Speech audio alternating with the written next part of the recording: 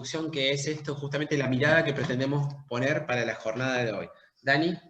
Bueno, la idea de la mañana de hoy es que nosotros podamos tomarnos un tiempo para rescatar estas gracias que hemos recibido en tiempos de desgracia, ¿sí? Nos pareció como inspirador el nombre, ¿sí? ¿No? Y poder rescatar, ese va a ser el espíritu de esta mañana, también con la intervención de la doctora Graciela, las lecciones que hemos ido aprendiendo con la oportunidad del COVID. Cuesta pensar a la pandemia como una oportunidad, pero vamos a hacer el esfuerzo de que sea así, ¿no? ¿Qué pasó? Perdón. No, se me había movido el costo. En ese sentido, nos pareció también inspirador empezar este ratito, estos 5 minutos, rescatando. Ustedes saben que San Ignacio es el santo de los ejercicios espirituales, ¿no? Es el santo que nos dejó un manual de espiritualidad, y en su último capítulo de ese manual, ¿no? Cuando él ya ayuda a las distintas personas que hacen los ejercicios espirituales, en su último capítulo, que se llama Contemplación para alcanzar amor, ¿sí? Él hace mucho énfasis en que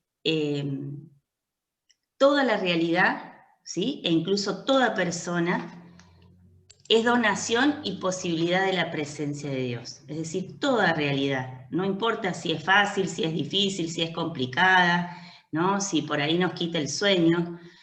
Toda realidad es donación y posibilidad. Dios anda dando vueltas en nuestra realidad, ¿no? Y en ese sentido, el Dios que nos invita a descubrir San Ignacio es un Dios que está implicado y presente activamente en la realidad que nos rodea a todos, obviamente sin que esa realidad lo logre abarcar, pero Dios anda dando vueltas en estos tiempos. Y hay algo que quiere decirnos, ¿no? En su plan, en su proceso para cada uno de nosotros. Estos tiempos también fueron pensados por Él como tiempos de donación, como tiempos de posibilidad, ¿no? Ese Dios como posibilitador de que alcance eso para lo que fui creado, ¿no? Para el fin por el cual fui creado. Entonces, nos parecía interesante que en relación a eso, ¿no? Estuvimos como todo este tiempo muy acostumbrados a mirar mapas como estos, ¿no? Mapas que reflejaban cómo esta desgracia, ¿no? A nivel mundial se iba difundiendo, ¿no? Y estamos como muy atravesados porque diariamente vemos la cantidad de casos, la gente que se enferma, la gente que incluso muchas veces fallece, ¿no? Este es el mapamundis del coronavirus, ¿sí? Que se actualiza diariamente, ¿no? Y que también en estos tiempos de desgracia creo que todos fuimos atravesados, todas nuestras comunidades fuimos atravesados por estos múltiples efectos, ¿no? del COVID, en lo laboral, en lo social, en lo familiar, en lo educativo, ¿no? Son imágenes como que hace 6, 7 meses que permanentemente por la tele, por las redes, ¿no? Nos afecta. Y la invitación sería, obviamente, a pensar que la pandemia, obviamente que fue una desgracia, es una desgracia, en primer lugar, anunciada, ¿no? Hay muchos expertos y demás que nos dicen, bueno, a ver, las vulnerabilidades de nuestro sistema de salud, de nuestro sistema social, ya existían, ¿no? Lo que hizo la pandemia fue tal vez ponérnoslas así evidentemente sobre la mesa. Ahora no hay excusas para no verlas a esas vulnerabilidades, ¿sí? Si nos habíamos hecho un poco los sonsos, la pandemia también es una oportunidad para hacernos responsables de esas cosas, ¿sí? Es una desgracia de alguna manera global, por primera vez hemos entendido así también con fuerza de que estamos todos en el mismo barco, ¿no? Tal vez algunos más desprotegidos que otros en el barco, pero todos formamos parte del mismo barco, y en esto nos salvamos todos o nos hundimos todos, ¿no? Y eso también es una cosa a rescatar, ¿no? Y que también es una desgracia de control comunitario, ¿no? Este aprendizaje de que nadie se salva solo, de que tengo que cuidarme, tengo que cuidar a mi familia, tengo que cuidar a mi vecino, ¿no? Tengo que cuidar a ese que no conozco, ¿no? Y que también, ¿no? Puedo contagiar, o al revés, ese que no conozco tiene que hacerse responsable de mí, de mis hijos, ¿no? De mi entorno de trabajo. Entonces, en ese sentido, la pandemia obviamente que fue un tiempo de desgracia. Pero también estamos invitados, ¿no? Por este Dios que atraviesa toda la realidad, a ver este otro mapa mundi. Fíjense ahí, este mapa mundi son registros que hacen distintas organizaciones sociales y religiosas en el mundo, que van registrando todas las actividades y todas las experiencias, ¿sí? Que se han desarrollado, ¿sí? Que se han desarrollado, bueno, en este caso en América Latina, en el mundo, de solidaridad, ¿no? De ponerse a disposición de los demás, de solucionar problemas en distintas comunidades, ¿no? O, por ejemplo, este otro sitio, ¿no? Donde lo que se invita se llama Sinergias para la Solidaridad, y entidades de todo tipo van cargando todas esas iniciativas que apuestan a un futuro distinto, a un futuro justo, a un futuro solidario, empático, y fíjense qué lindo el poder ver, ¿no? Cada uno de estos globitos que están distribuidos en el mundo, ¿no? Uno puede ver cosas que están haciendo las escuelas, los centros de investigación, las organizaciones comunitarias, los municipios, los gobiernos, ¿no? Las distintas entidades, ¿no? Para poner en marcha relaciones de colaboración, ¿no? Redes existentes, ¿no? Trabajos en los barrios, ¿no? Que nos ayudan a sobrellevar estos tiempos de desgracia.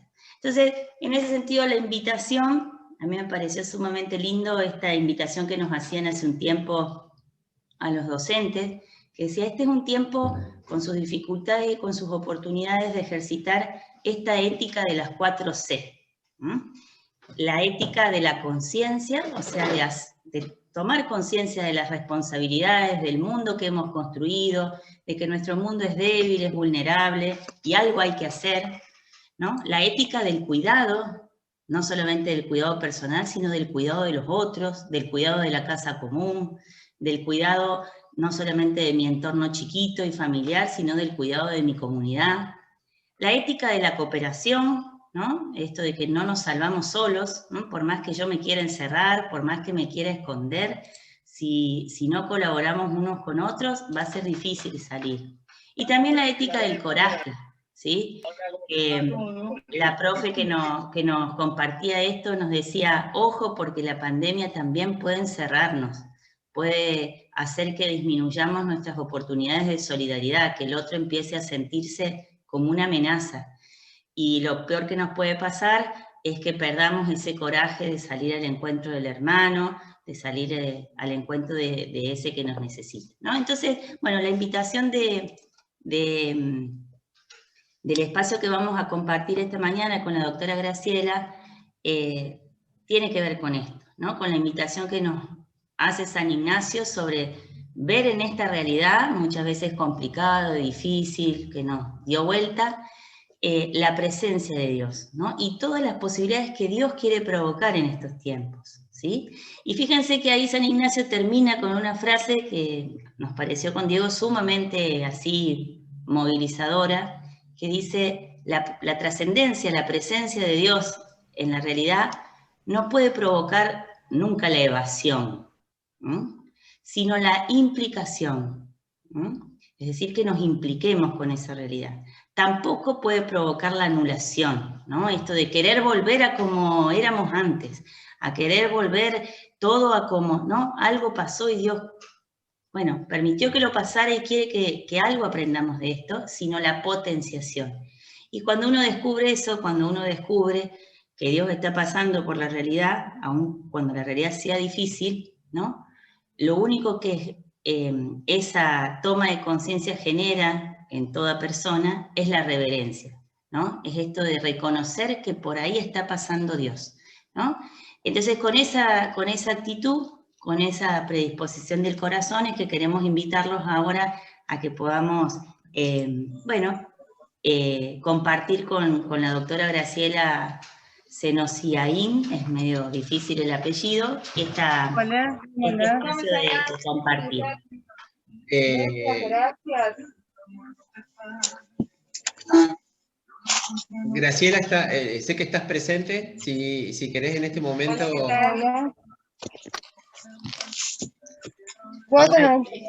Estoy, Diego, sí. Bueno, Aquí muchas gracias. estoy.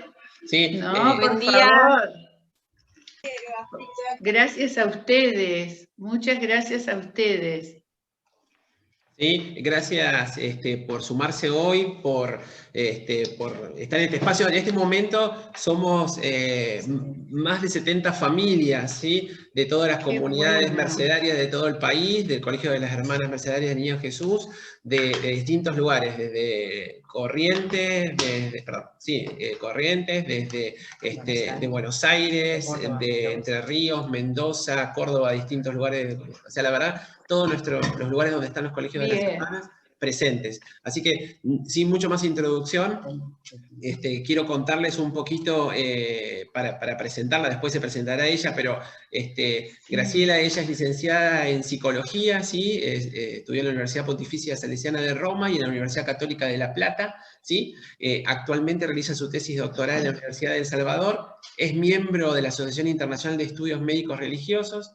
La verdad que asombra justamente esta trayectoria que tiene que ver también con un montón de cosas. Es miembro del equipo de reflexión interdisciplinar de la Conferencia Argentina de Religiosos de Argentina, es miembro del Foro Internacional de Docentes de UNESCO y es exdirectora de la Tecnicatura de Prevención en Drogodependencia de la Universidad de El Salvador en la subsede de Bahía Blanca. Así que, obviamente, entre tantas cosas por decir...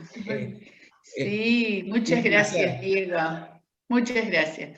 Muchas gracias por darme esta oportunidad. Además, soy mamá y abuela. Y he trabajado muchísimo, muchísimo. Bueno, la mayoría que me conoce saben que quedé viuda muy joven. Y he trabajado muchísimo en prevención con papás a nivel de, bueno, el país, la provincia de Buenos Aires, y siento que, bueno, es una de las tareas que más me convoca al compromiso, porque es allí donde vamos formando los hijos, es allí donde la vida acontece, ¿no? En el vínculo con ellos. Entonces, bueno, les cuento un poquito, además del agradecimiento de poder estar, ¿qué pensé? Mucha gente ya me ha escuchado en este tema, pero pensé lo siguiente, y me tomaba de lo que decía Daniela, ¿no? Esta ética de las 4C que me conmovía muchísimo, ¿no? Entonces se me ocurre plantear esto. No voy a ser tampoco demasiado extensa, sí, podemos compartir entre todos y preguntar y demás. Pero se me ocurría pensar, que pensáramos juntos, ponerle palabras a lo que está sucediendo, esto que ya sabemos que nos está pasando a todos, ver qué hacemos con lo que nos pasa, qué vamos a ir haciendo con estos sentimientos que nos van pasando, con todo lo que nos transcurre en el corazón, cómo acompañar a los hijos, cómo fortalecernos psíquicamente para cuando la pandemia en realidad salga de esta situación crónica y pase. Y esto de retomarlo desde las 4C que planteaba Daniela recién, la conciencia, el cuidado, la cooperación y el coraje. Entonces, lo primero que les voy a compartir es una descripción que todos ya la sentimos. Es solo ponerle palabras a lo que estamos viviendo. Les cuento que en este doctorado que estoy haciendo, es un doctorado en investigación sobre los hechos disruptivos en la vida de las personas. Los hechos disruptivos son esas cosas que de golpe ocurren y el virus es el ejemplo principal del hecho disruptivo en la vida. Nosotros vamos a ver en esta época una época de mucho sinsentido. Por lo tanto, la tarea de construcción es permanente del sentido de vida todos los días. Mucho sinsentido, mucha muerte que nos rodea, mucha situación de incertidumbre, que es lo más difícil que nos toca tolerar como seres humanos. Entonces, estamos frente a lo incierto, pero yo voy a ir haciendo un relato donde, si bien enuncio, y algunas cuestiones también de denuncia pueden haber, la clave de la charla va a ser en clave de anuncio. En esta clave que Daniela planteaba de ¿dónde está la mano de Dios en este tiempo? ¿Este tiempo es encierro o este tiempo es búsqueda de intimidad, de construcción de interioridad? Pero hay que ser muy claros y claras. Esto está en manos de nosotros.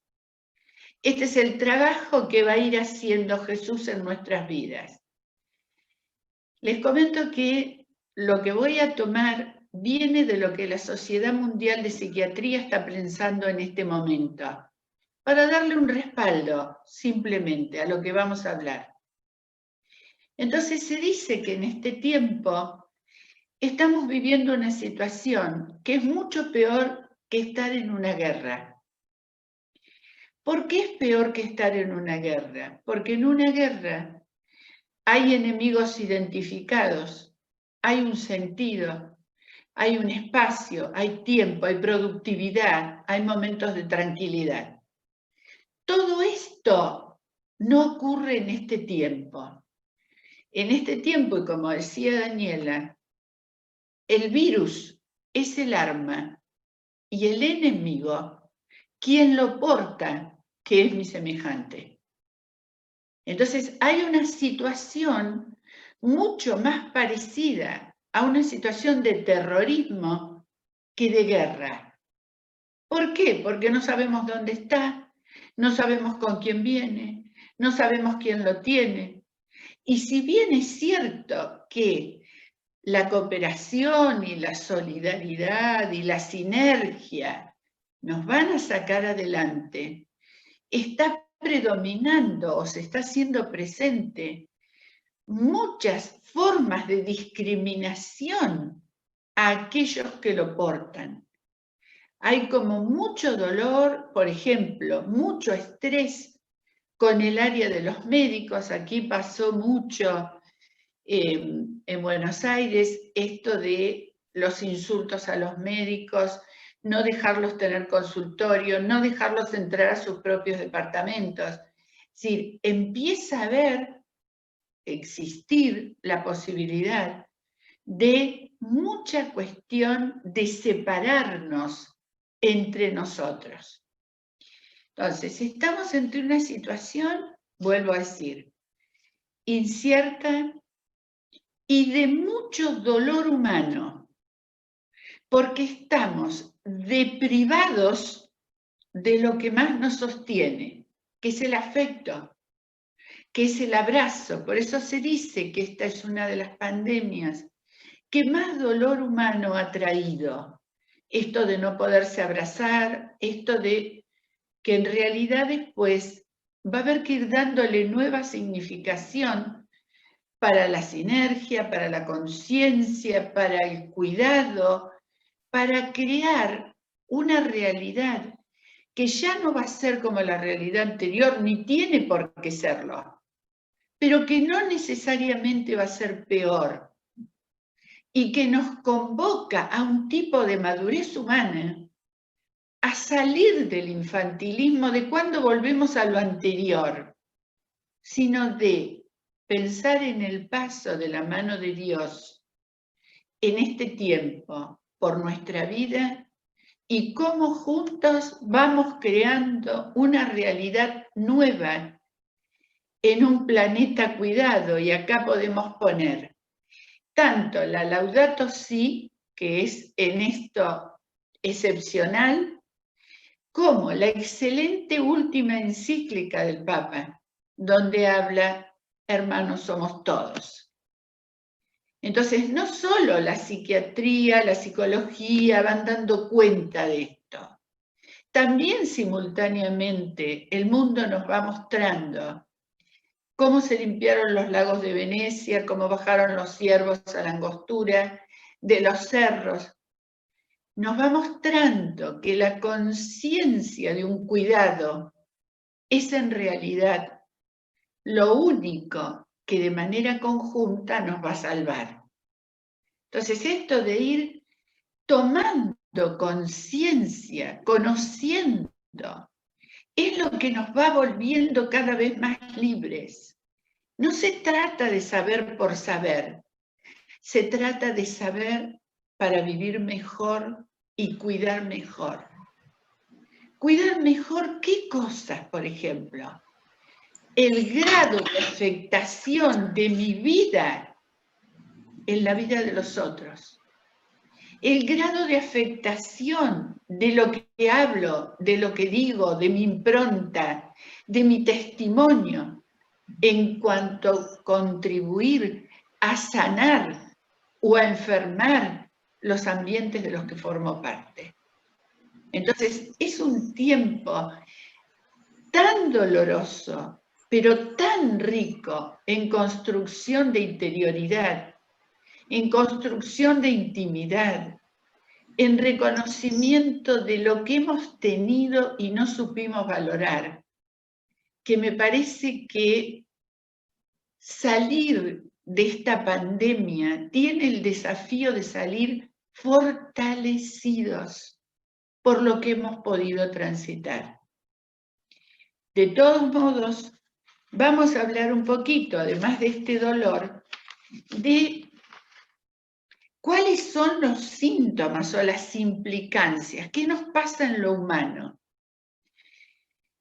El virus en lo humano no dejó nada en pie, pero tenemos que tener en cuenta que no hay diferencia de naciones, de clases sociales, de géneros, nos tomó a todos por igual, pero afectó todos los ámbitos, lo somático, lo instintual, lo social, lo económico, lo político, es decir, no quedó un área sin que este virus la haya atravesado, tal vez para que aprendamos después de tanto dolor.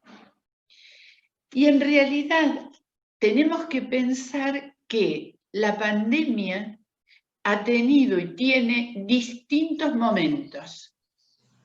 En un primer momento, bueno, fue como un idilio.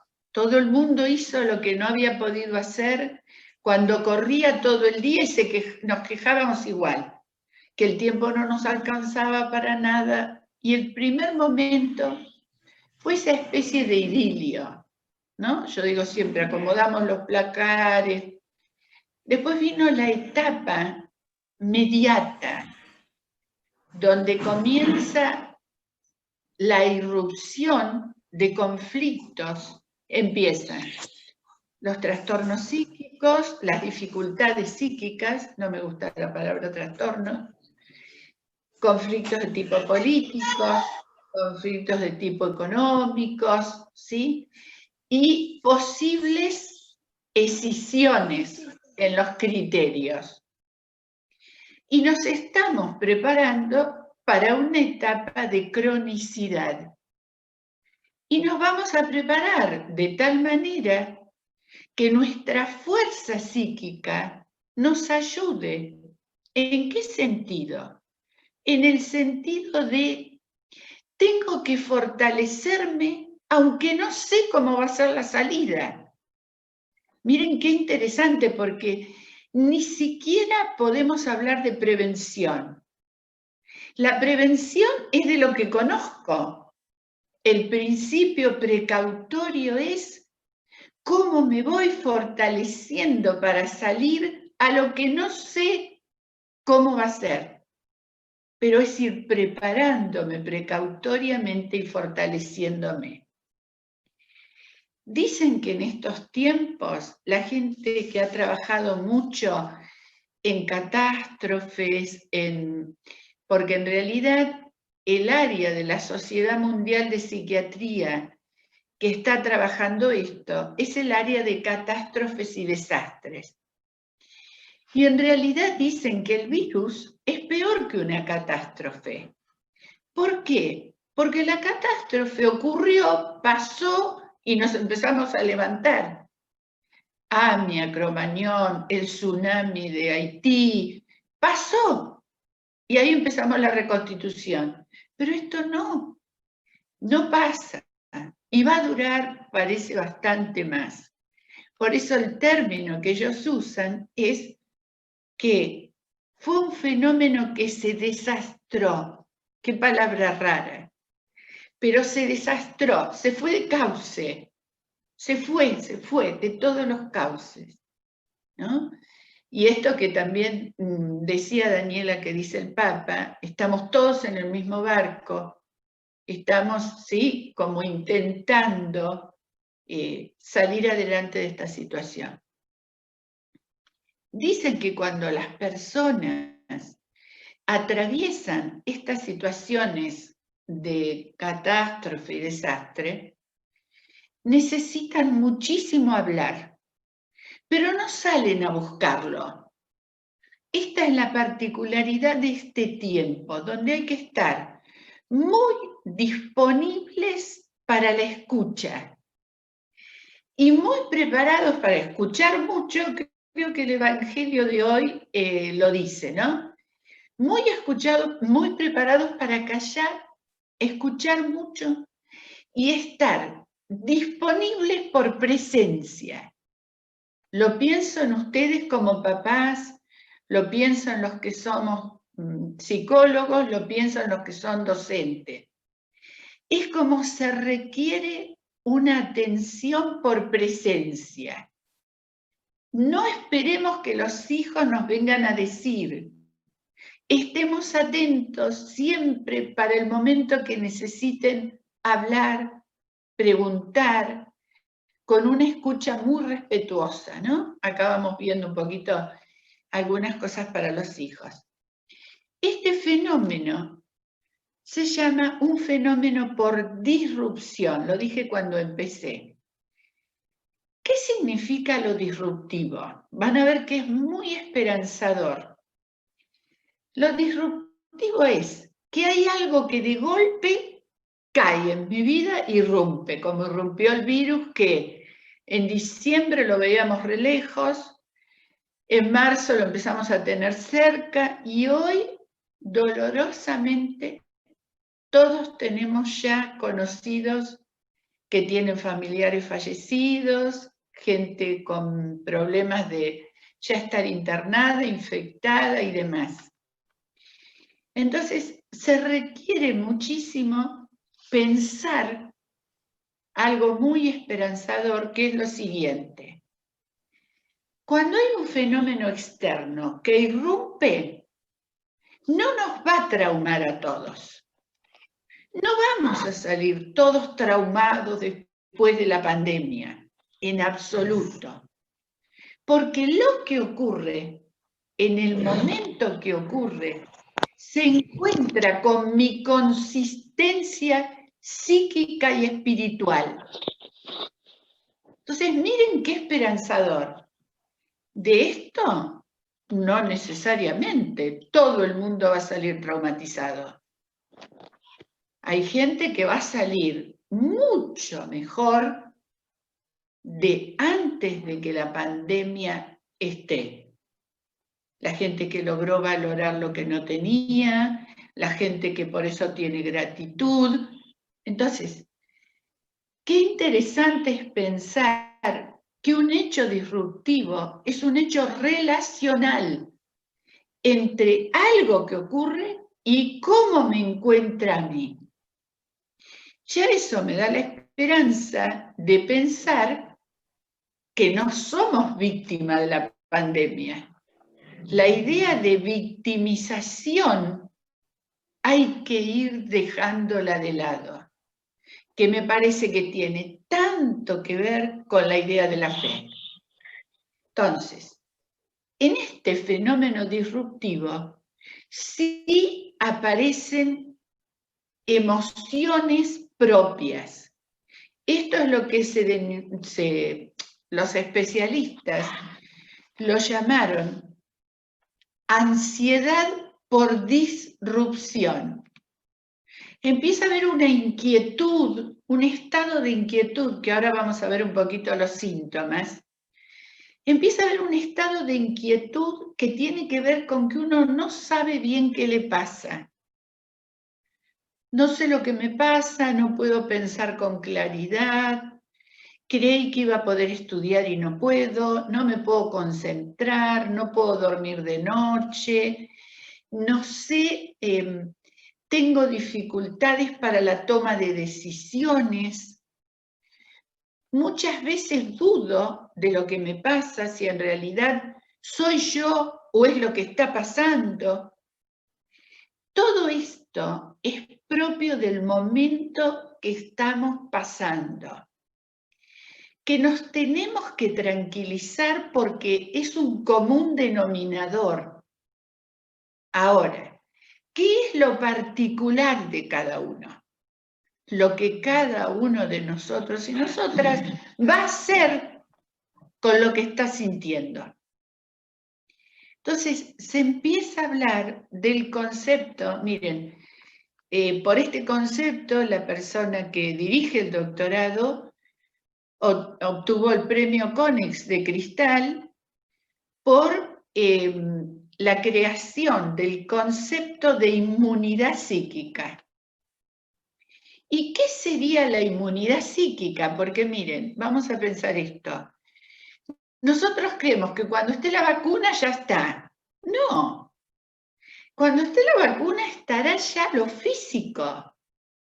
Pero, ¿y las secuelas emocionales? ¿Y las secuelas económicas? ¿Y las secuelas de otro tipo?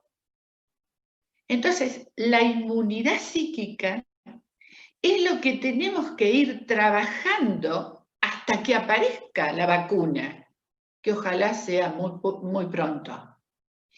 Pero muchas veces, y esto se observó en las guerras, que es mucho peor la connotación psíquica de los hechos que los hechos en sí.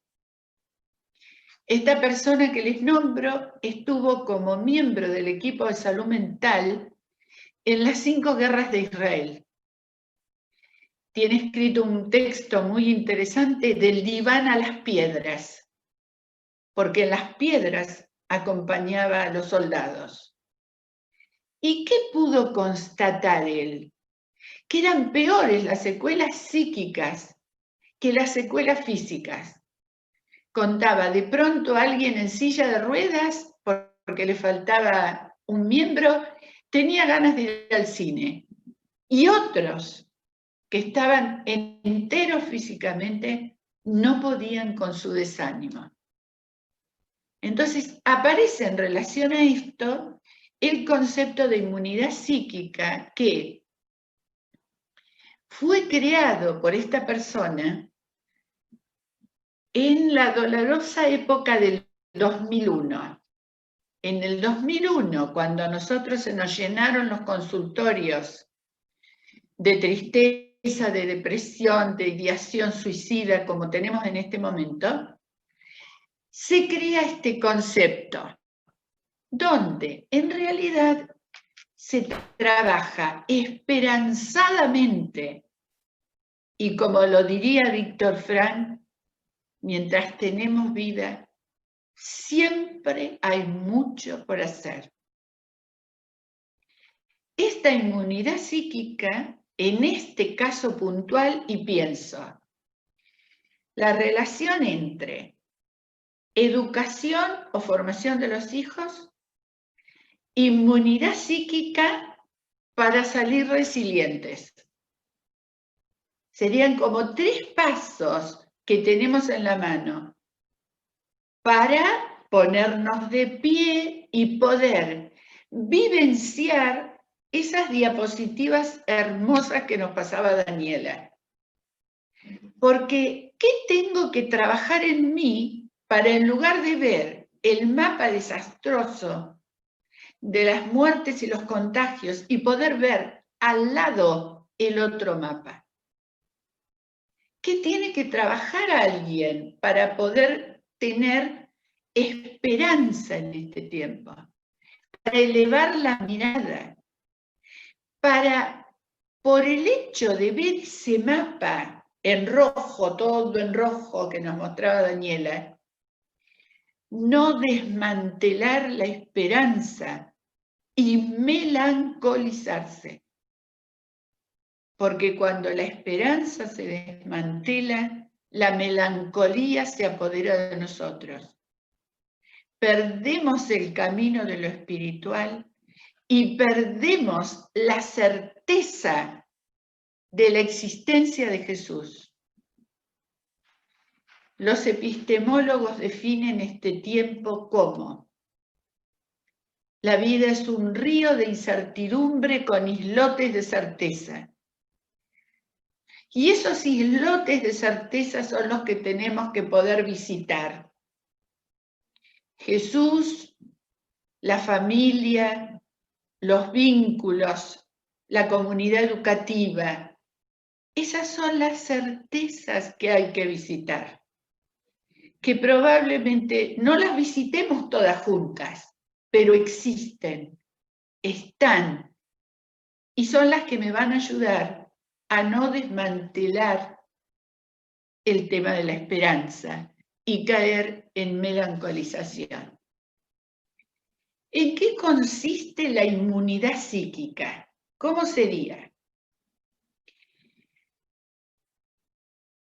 Me distraje mirando un mensajito, después lo respondemos. La inmunidad psíquica tiene 3 momentos. Primero, nosotros tenemos que tener conciencia del daño al que estamos expuestos por el virus. No podemos decir, miren, hace unas semanas atrás un investigador del CONICET decía: los contagios avanzan y no es la medicina la que tiene que dar una respuesta. Este es un problema de lo social, del comportamiento humano. Este es un problema donde en realidad se niega y se proyecta, se busca responsables afuera. Y bueno, y si hubieran hecho otra cosa, y si hiciéramos siempre negación y proyección, son en realidad los mecanismos que impiden el logro de inmunidad psíquica. Entonces, primero, conciencia plena del daño. Segundo, reconocer todas las cosas que nos pasan en un día. El desánimo, el agotamiento, el cansancio, no querer salir por miedo, no querer salir porque vuelvo y todo lo que tengo que hacer cuando vuelvo, que lavarme, que desanitizar, que la ansiedad cuando estamos en los lugares, que el contagio, no el contagio. Nos pasan muchísimas cosas, momentos de sinsentido.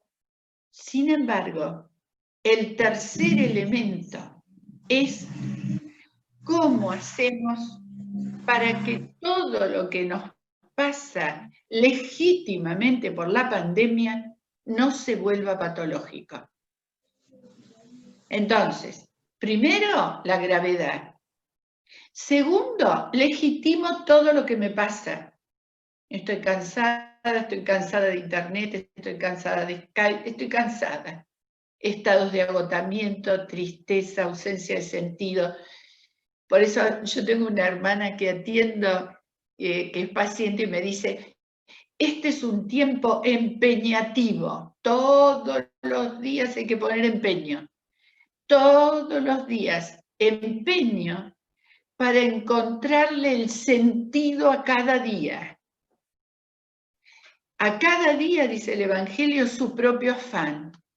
Pero ¿cómo encuentro el sentido? Para encontrar el sentido, me apoyo en Víctor Frank, Y no voy a encontrar sentido nunca pensando cómo quiero que sea la vida hoy. El sentido lo voy a encontrar cuando piense, ¿qué espera la vida de mí hoy? ¿Y para quiénes la vida no sería lo mismo si yo no puedo testimoniar vida? No hablar de la vida, testimoniar que la vida vale la pena y que lo que tenemos es la vida. Entonces, esta inmunidad psíquica es lo que nos va a ayudar a ser resilientes. Ahora después vamos a ver otro concepto muy lindo que nos puede ayudar. Pero ustedes observen, hay frente a la ansiedad que tenemos cosas que podemos ir haciendo. Ustedes saben que se han activado muchas vivencias de desamparo, de desvalimiento, porque en realidad la pandemia cae siempre en relación a lo que hemos vivido. Yo contaba en otros encuentros, me tocó acompañar personas que vivieron el tiempo de la represión en Argentina y los encierros las desesperaban porque volvían a vivir el pánico y los encierros que habían vivido. Entonces, hay vivencias de desamparo, hay muchas vivencias de desvalimiento, de desprotección, pero en realidad creo que la clave no es qué hacemos en pandemia, sino qué hacemos con lo que nos pasa en pandemia. Ahí vuelve a estar el tema del protagonismo de la propia vida, donde uno en realidad, este es el concepto de libertad existencial, que también es de Víctor Frank, o está vinculado a Víctor Frank.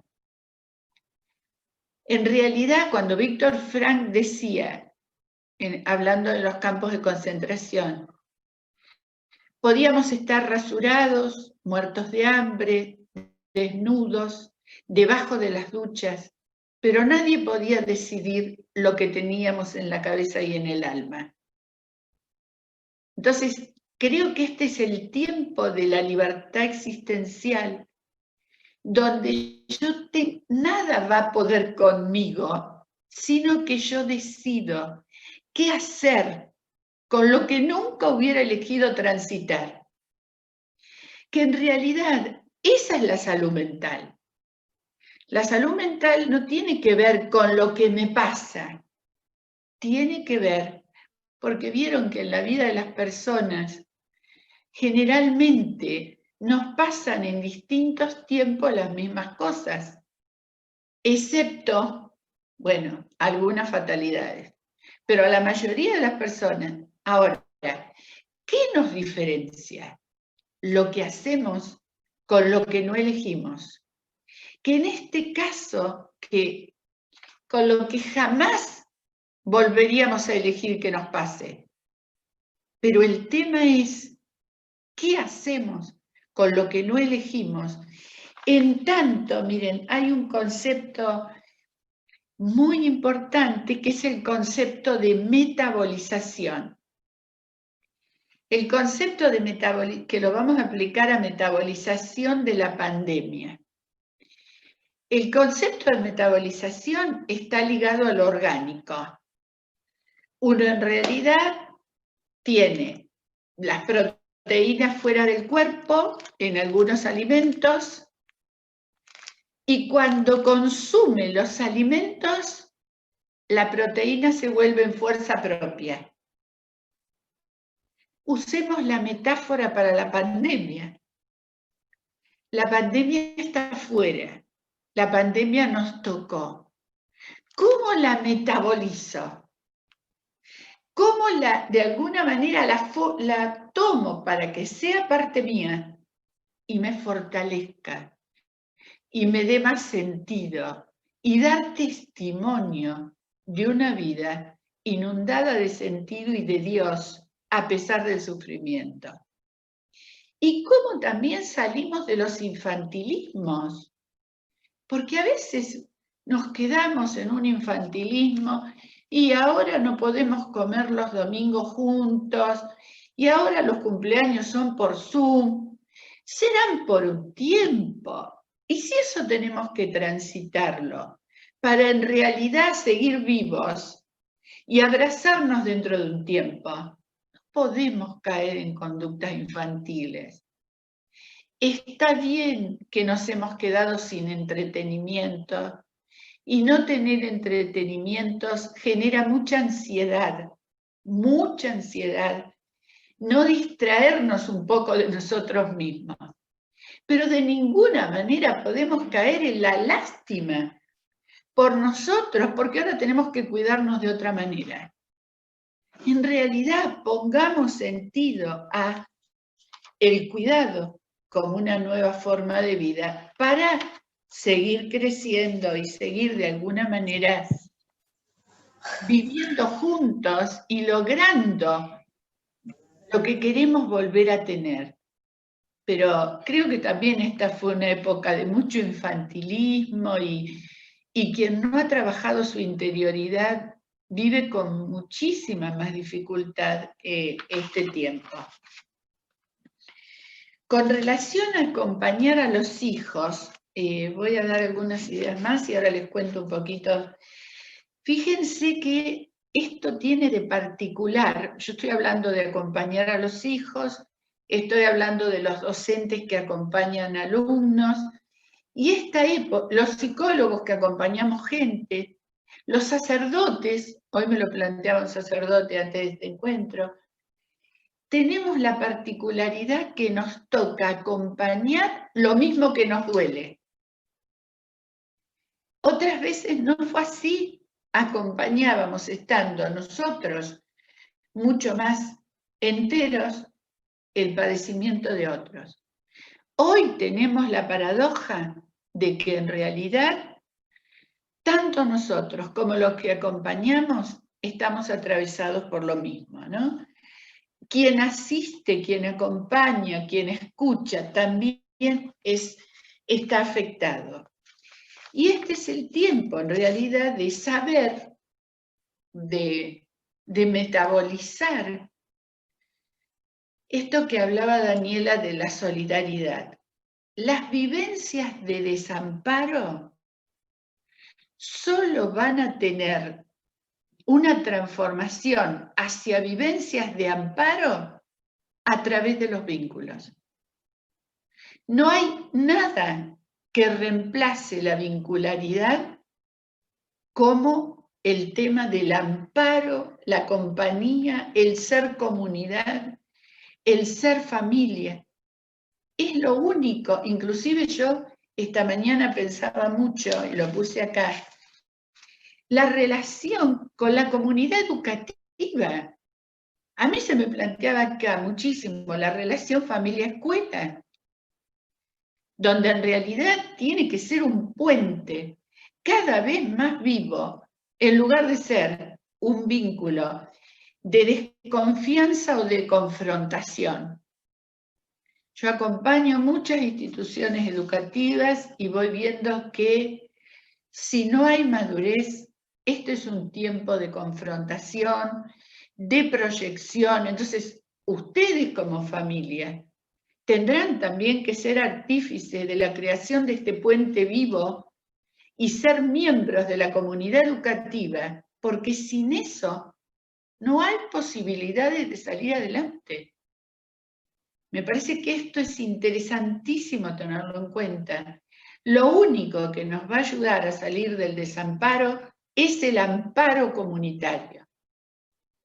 Y en ese amparo comunitario estará mi familia, mis vínculos, pero también el armado de la comunidad educativa, donde ustedes como familia se suman en la búsqueda de un bien común, sin infantilizar a los hijos, sin tener lástima porque tienen mucho, sin dejar de reconocer el esfuerzo que está haciendo el docente. Esto que les digo porque también atiendo muchos docentes. Y el esfuerzo que están haciendo. Nosotros en las universidades, aprender de plataformas, de dibujar horarios, todo ese esfuerzo.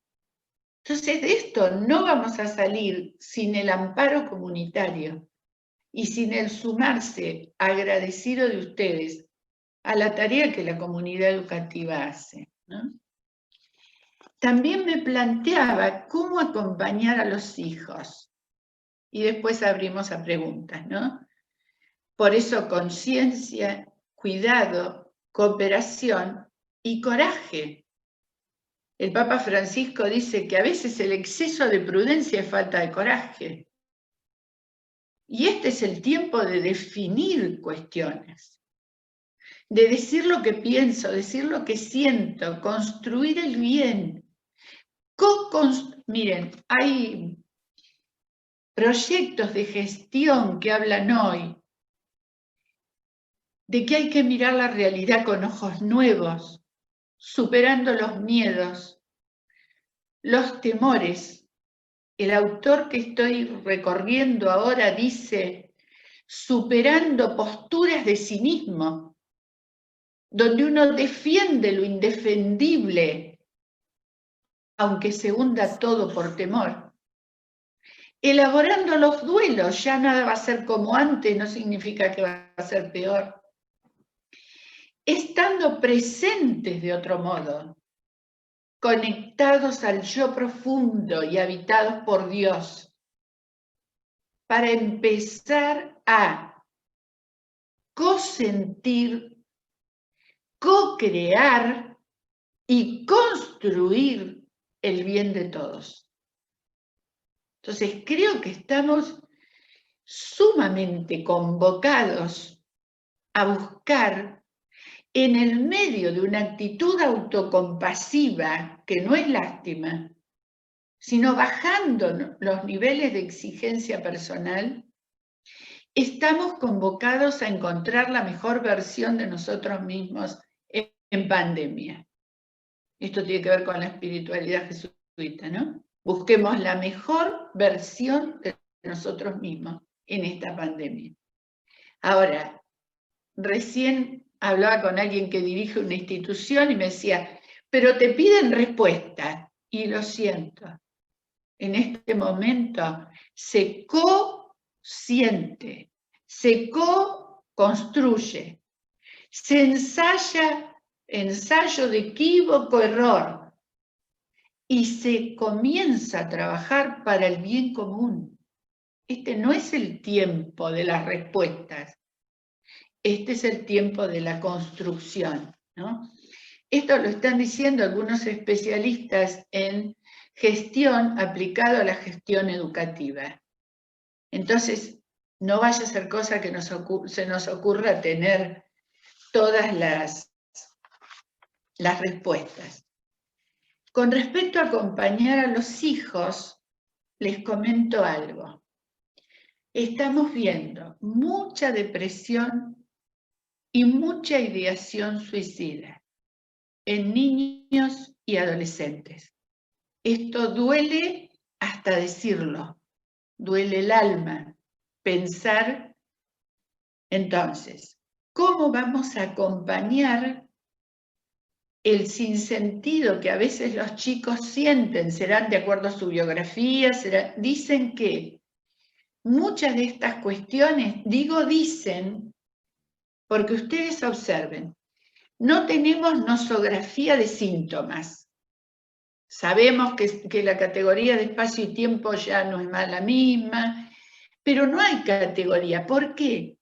Porque es tan inespecífico todo lo que nos rodea, que todo esto aumenta la vulnerabilidad.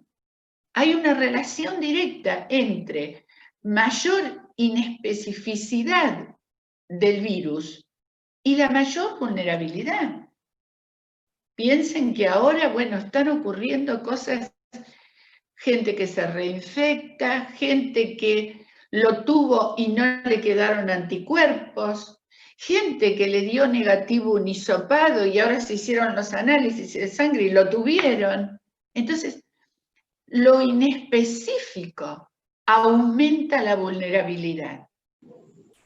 Ahora, ¿qué ir haciendo con nuestros niños? Vuelvo a decir, no hay clasificaciones, no hay certezas, pero sí se supone que la ideación suicida surge como consecuencia de la violencia familiar, de los encierros prolongados, de, bueno, hogares con muy poca paz.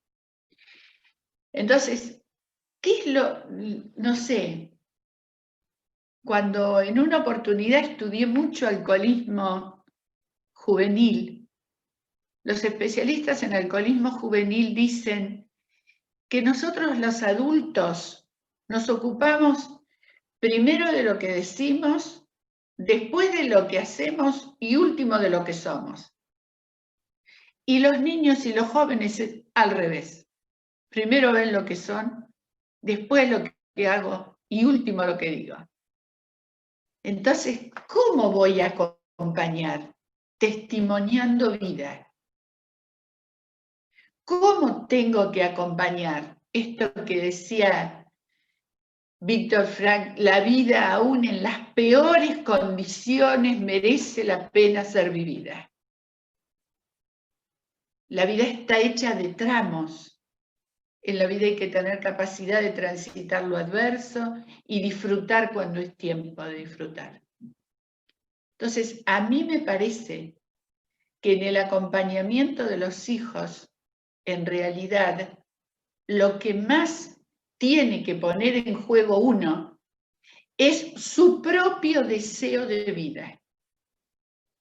No es qué hago, qué no hago, qué le digo, qué no le digo. No.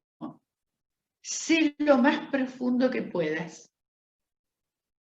Aferrate más a la vida y a Dios, que eso va a ser lo que en realidad vea en vos y pueda aprender como testimonio de vida. Porque muchas veces se nos pregunta, bueno, ¿qué hacer, qué no hacer, qué decir? Trabajemos en la conciencia propia. ¿Qué muestro cada día? ¿Que arrastro la existencia o que agradezco haberme levantado y estar viva? Ese es el planteo. Es muy profundo, pero no nos tenemos que quedar en cosas superficiales. ¿Qué le digo? ¿Qué hago? ¿Qué no le digo? Mostrarle que la vida vale la pena. Que pase lo que te pase, la vida vale la pena. Y esto, y voy a ir terminando, tiene mucho que ver con una virtud poco enunciada, que es la longanimidad. Longanimidad significa un alma extensa, significa una constancia de ánimo en situaciones de adversidad. Significa una arquitectura anímica que creo que la da Dios y nuestro trabajo personal para ser cada vez más conscientes, que tiene que ver con una fuerza interior que nos da perseverancia, paciencia y entrega. Tiene también que ver con la benignidad. Ser benignos, volvernos personas con las que dé ganas de estar. Tiene que ver con la empatía, que nos decía Daniela, y tiene que ver con el compartir. No vamos a salir sin un alma extensa. Tiene que ver con la decisión de amar, porque si nos ponemos a pensar, ¿qué es lo único que no es disruptivo, que permanece, que continúa? El amor. Con el amor ni la muerte puede. Entonces, estar seguros de la permanencia del amor como contracara de la disrupción de la pandemia es lo que a nosotros nos va a ayudar a testimoniar la vida.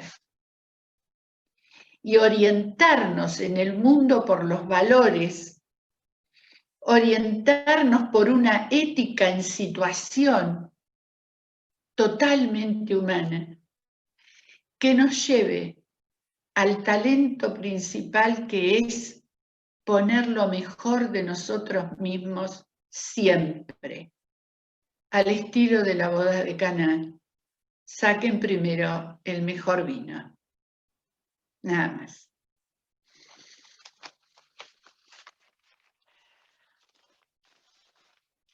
Bien.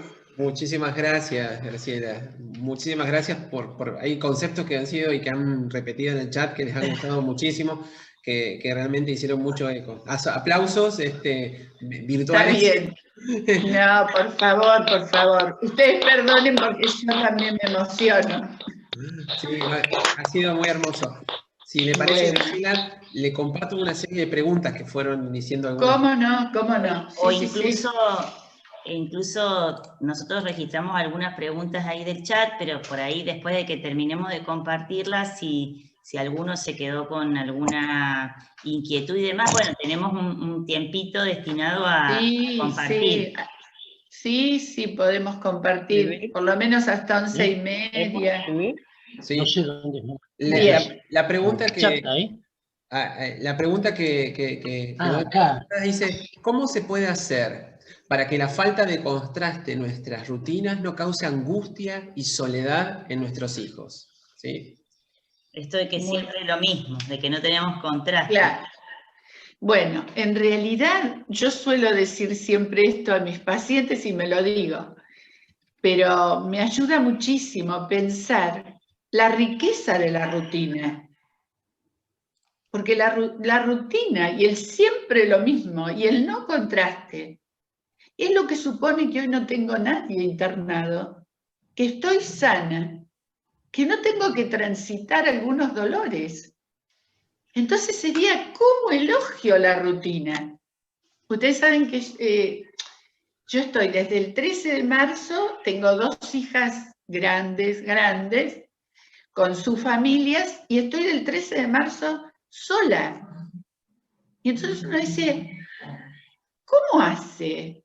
Y en realidad pongo el sentido todos los días gracias a esta rutina. ¿Cómo me voy a aburrir? Sí, bastaría, claro, tener que ir a un hospital, estar con síntomas, estar sin la familia cerca porque no se puede estar, tener a alguien enfermo. Entonces, es el elogio de la rutina en pandemia. Por eso yo hablaba de que a cada día hay que ponerle su sentido y su propio afán. Y la gratitud tiene que ser la virtud de este tiempo. Es, bueno, hijos, gracias, estamos todos sanos. Porque es también sacarlos del aniñamiento, es ayudarlos a madurar. Porque la vida no es lo que queremos. La vida no va a ser nunca lo que queremos. Nosotros somos libres de lo que queremos, pero somos fundamentalmente libres de lo que debemos y podemos. Primero está lo que debo, lo que puedo y después lo que quiero.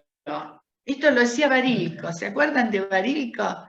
Con quien trabajé mucho tiempo en alguna actividad. Y él decía, momentito, somos libres de lo que podemos y debemos y después de lo que queremos.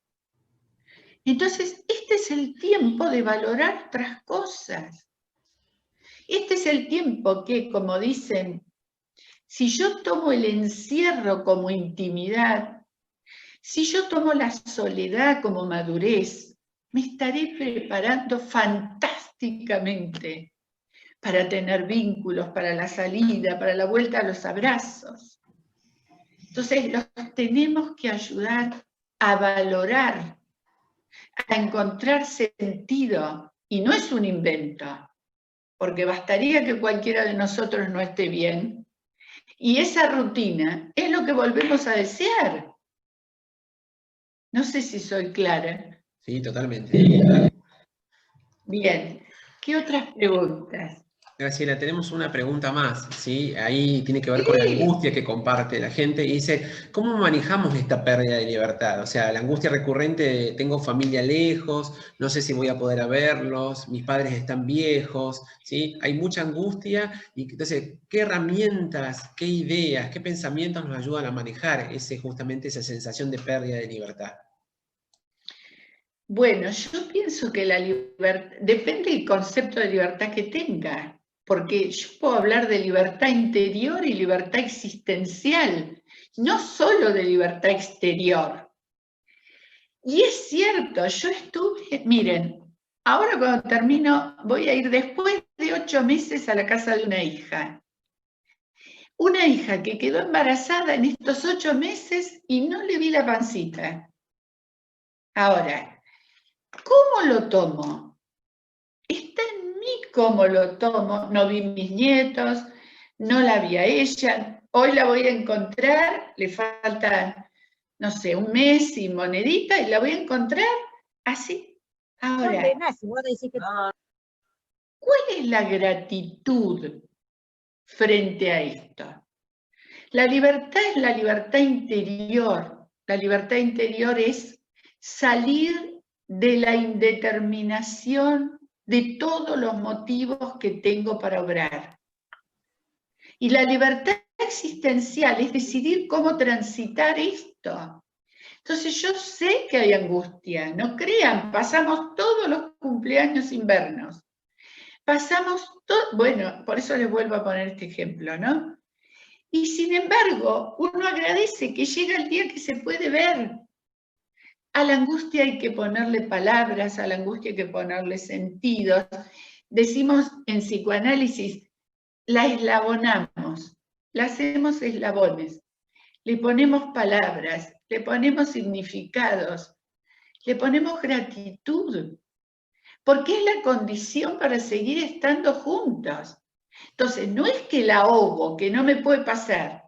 Imaginen que yo no estuve como estoy hoy del 13 de marzo, pero salgo rápidamente sin volverlo patológica, que este era el concepto de inmunidad psíquica. Vos sabés, Graciela, que escuchándote, perdón, me traes a la memoria un acontecimiento que nosotros vivimos como familia. Nosotros vivimos, las familias de los dos está a 100 kilómetros, ¿sí? Por ende no los vemos. Tenemos un cuñado, la hermana de Diego, que desarrolló un cáncer en esta pandemia, su esposo está internado en terapia intensiva por COVID, ella por COVID, ¿no? Mis sobrinas también positivas, mis suegros aislados, bueno, mi mamá sola. En el medio de todo eso, ¿no? El papá de Diego, que es el papá de quien, ¿no? De Carolina, que tiene cáncer, de que tiene su yerno internado, se jubiló, ¿sí? Y le llegó la primera jubilación. Entonces, en medio de todo eso, lo que ha hecho Raúl es que le ha mandado por transferencia a cada hijo el valor de lo que él hubiera gastado para invitarnos a todos un asado. Para que a la distancia todos hiciéramos el asado, ¿sí? Y bueno, y festejáramos su primer jubilación. Entonces yo dije, escuchándote, digo... O sea, no se perdió la oportunidad. Le encontró una vuelta, o sea, le resignificó con otra cosa, que en el medio de todo... Pero claro, nosotros por eso pensamos claro. La verdad que no nos dimos cuenta, pero después cuando dijimos la verdad es que espíritu. Qué entereza, ¿no? Qué dice, consistencia psíquica. Dice, bueno, búsquense algo rico, ponemos un día y nos juntamos todos desde donde estemos, como estemos, y festejamos que me jubilé.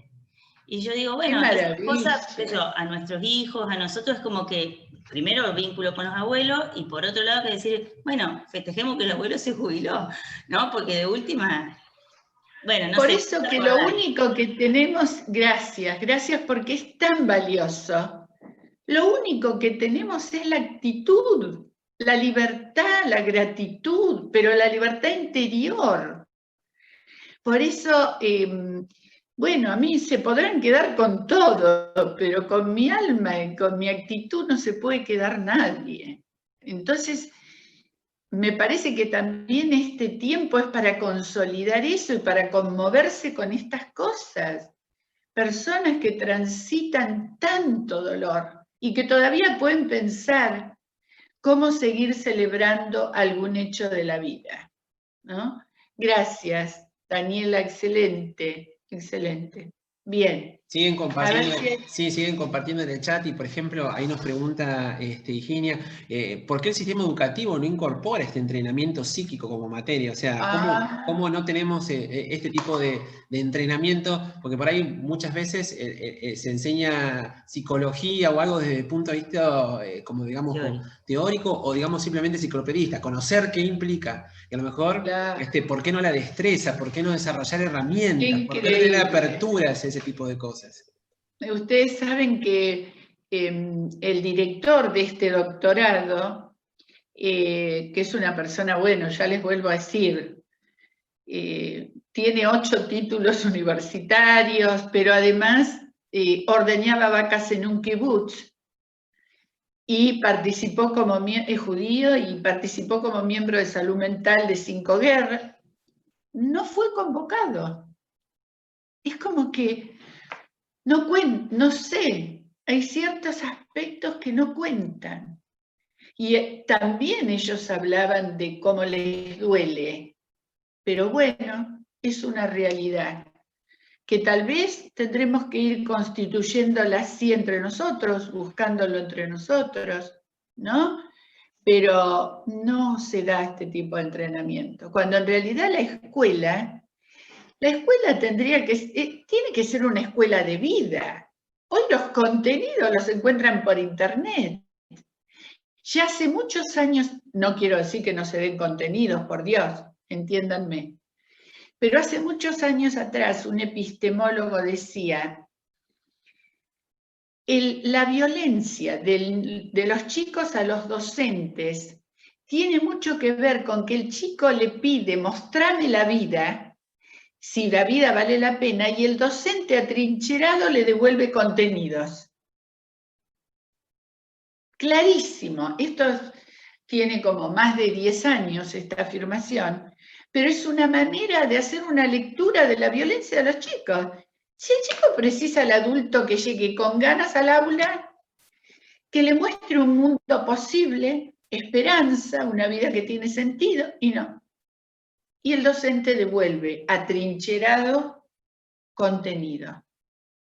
¿Me entienden? Entonces, vos sabés, Graciela, digo, estoy como habladora y podemos compartir, ¿no? Pero digo, Silvina también ahí ha puesto un comentario que Silvi después estaría bueno que lo compartas, pero a nosotros nos pasó el fin de semana pasado que nuestro hijo mayor está ya en 6º año, entonces transitó todo su promo 2020 encerrado, ¿no? Y la semana pasada una de las profes acá de la escuela de Arroyito, bueno, convocó a un grupo a que se inscribieran en un modelo donde iban a debatir sobre el cambio ambiental y demás, y estuvieron trabajando viernes, sábado, domingo, y en un momento el más chiquito nuestro viene y dice, Joaquín está llorando en la pieza con su profesora. Porque, bueno, está toda esa admiración del más chico por el más grande, ¿no? Entonces nos arrimamos y Joaquín le decía a la profe, yo te quiero agradecer porque en todo este tiempo que estuvimos, todo lo feo que pasó, yo descubrí con vos lo que quiero hacer en mi futuro, ¿no? Y entonces a nosotros bueno, para nosotros fue un momento como muy especial, porque digo, que un profe te ayude como familia a que en un año como este tu hijo se enamore de algo, se defina, claro, encuentre un referente. Digo, esa es una cosa que del entorno educativo uno, la verdad, no hay forma de agradecer eso. Pero sí para valorar. Exactamente, exactamente. María, a los chicos hay que escucharlos mucho y testimoniar mucha vida. Testimoniar mucha vida. Sí, Diego. Sí, una preocupación que estaban poniendo los papás en el chat, aparte que muchos comentarios justamente reforzando todo esto que estamos hablando, pero que también es una preocupación de todos los papás, que comentan de que este tiempo lleva a que los chicos estén mucho tiempo delante de las consolas, de muchos juegos en línea, ¿sí? Y que si esto genera adicciones, si la pandemia va a tener algún tipo de consecuencia sobre los chicos en esto, ¿sí? Si se sabe algo, si se piensa. No se sabe, pero por lo que sabemos hasta ahora, sería de acuerdo a la personalidad previa de cada uno. Sería en quién va a generar adicción, en quien psíquicamente esté más preparado para eso. No necesariamente el estar delante de pantallas en pandemia va a generar más adicción. ¿Me entienden? Volvemos al concepto de la relación. Y vieron que hoy se beatificaba este joven, ¿no? Que sí, yo digo, pero qué interesante, un joven beatificado, vinculado a internet, vinculado, me pareció una maravilla anoche cuando recibí eso. Sí, sí, la verdad que algo muy cotidiano y que les muestra un modelo de que no es algo que siempre los chicos están acostumbrados que los santos son de estampitas y son de los altares. Claro. Entender que hay un modelo de vida que tiene que ver con la vida cercano a ellos, yo creo que moviliza. A nosotros los grandes nos moviliza, imagino que a los chicos sí, también. Muchísimo. Silvina, si estás ahí, Silvina Careto, ¿sí? Si querés compartir lo que pusiste. Silvi, que fue un aporte importantísimo. Bueno, no, en realidad a mí me pasa en la profesión esto de también tener que encontrar el sentido, porque como bien dijo Graciela, nosotros también estamos atravesados, los que acompañamos, los que escuchamos, y bueno, por ahí también tenemos que encontrar fortaleza interna. Entonces, en todo este tiempo, uno también se va como de alguna manera rearmando, y yo pensaba que es un tiempo para pensar. Yo tomaba la teoría de Kubler-Ross. Ella es una psicóloga que plantea algo que todo el mundo conoce. Hoy ya hablamos mucho sobre las etapas del duelo, que son la negación, la ira, la negociación, la depresión y la aceptación. Entonces a mí me gusta comparar esta pandemia como estar atravesados por este proceso largo. Perdón, tengo mi bebé acá al lado. Que es un proceso largo, pero yo, con todo el respeto que me merece Kubler-Ross, yo le agregaría una etapa nueva más, que tiene que ver con la reconstrucción del sentido de uno mismo. Más allá de la aceptación, que es la quinta etapa, creo que hay que agregarle otra más, claro, que es el desafío que tenemos hoy, ¿no? Y a mí me gusta pensar el duelo, y lo trabajo siempre con mis pacientes diciendo de que nada va a volver a ser igual después de esto, porque todo cambia. Claro. Pero sabemos que todo puede volver a estar bien, adaptándonos a esto, que ya nada será igual, ¿no? Entonces, bueno, son cosas que me parecen importantes de resaltar, que los tomo de vos, Graciela, por supuesto, los dijiste, pero pensarlos así, ¿no? Me encantó. Sí, muy lindo. Muchísimas gracias.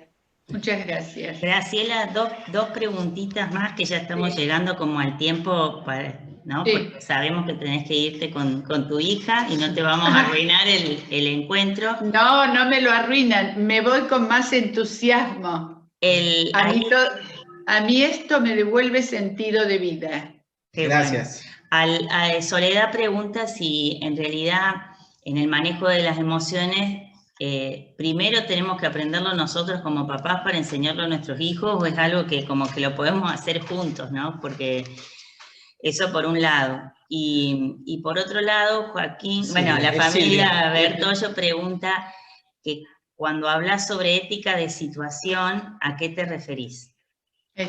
Bueno, yo creo que esto de si aprendemos nosotros o aprenden ellos, yo tengo un concepto así también vinculado a Kubler-Ross, que en realidad nuestros hijos nos salvan.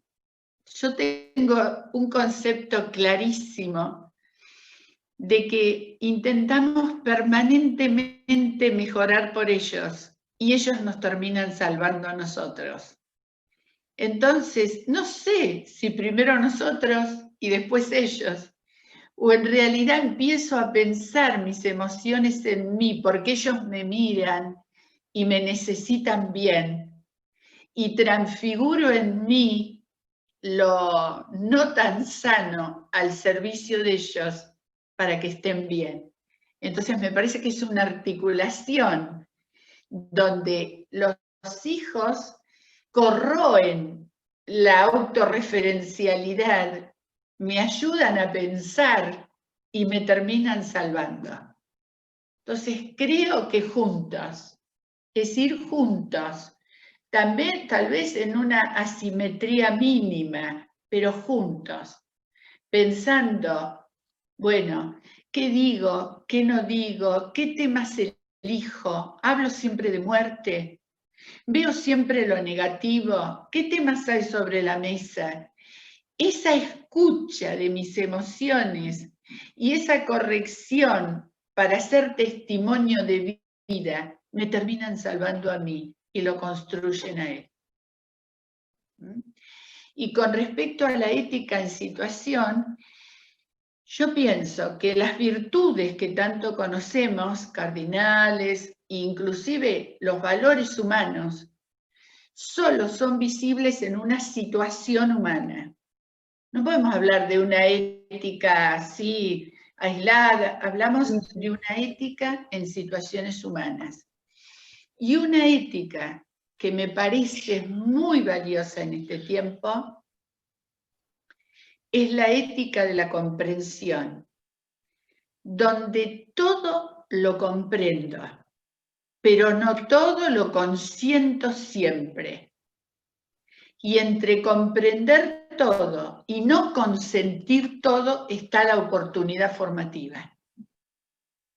Entonces, ética en los vínculos humanos y ética de la comprensión.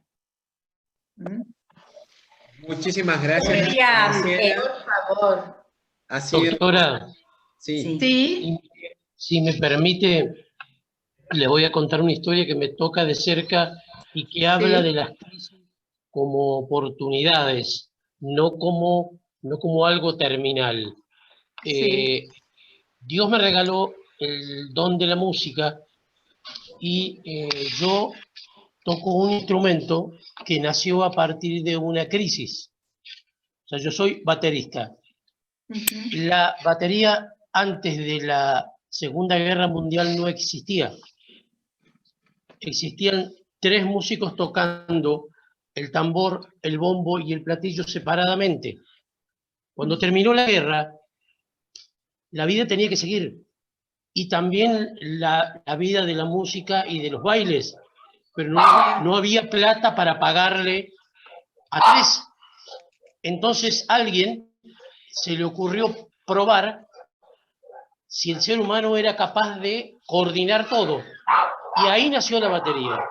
Qué maravilla. O sea, por eso justamente el entender la crisis como oportunidad es justamente lo que nos va a salvar de esto. Porque va a haber cosas que van a cambiar.